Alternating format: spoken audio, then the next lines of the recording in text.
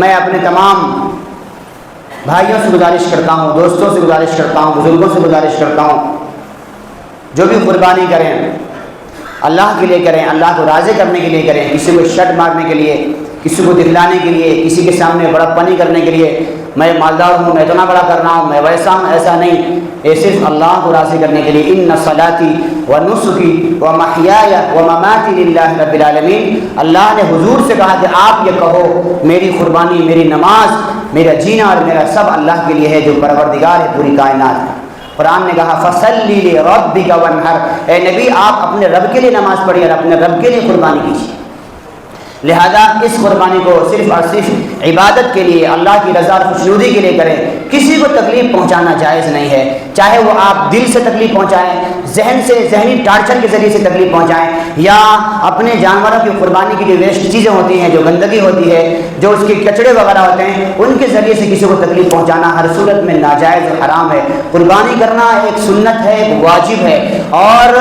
یہ جو کسی کو تکلیف پہنچانا یہ سخت حرام ہے۔ حضور کریم صلی اللہ علیہ وسلم نے حدیث میں بیان فرمایا کہ ایک شخص راستے سے گزر رہا تھا اور وہاں پر ایک کانٹا پڑا ہوا ہے یا ایک ٹہنی جھکی ہوئی تھی اور لوگوں کو تکلیف ہو رہی تھی، اس نے اس ٹہنی کو کاٹ دیا اور لوگوں کو تکلیف سے بچایا، تو اللہ نے اس تکلیف کو دور کرنے کی برکت سے اس کو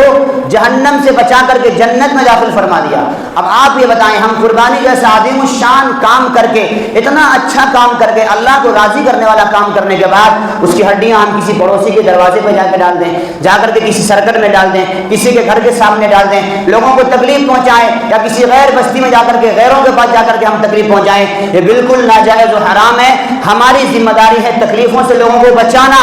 اور پریشانیوں سے لوگوں کو نجات دلانا، ہم خود پریشانی کا ذریعہ بن جائیں، اس سے بڑی افسوسناک بات اور کیا ہو سکتی ہے۔ لہذا اپنا شہر ہے، اپنی بستی ہے، اپنی گلی ہے، اپنا محلہ ہے، اپنا گھر ہے، اپنا ایریا ہے، ہم سب کی ذمہ داری ہے اس کو پاک رکھنے کی، صاف رکھنے کی، ستھرا رکھنے کی۔ حضور نے فرمایا النظافۃ من الایمان، کہ پاکی صفائی ایمان کا حصہ ہے، الطہور شطر الایمان، پاکی یہ ایمان کا حصہ ہے۔ لہذا ہم سب پاکی صفائی کا جیسے پہلے خیال رکھتے آ رہے ہیں، انشاءاللہ امید ہے کہ اس سال بھی ہم لوگ اسی طریقے سے پاکی اور صفائی کا خیال رکھیں گے انشاءاللہ۔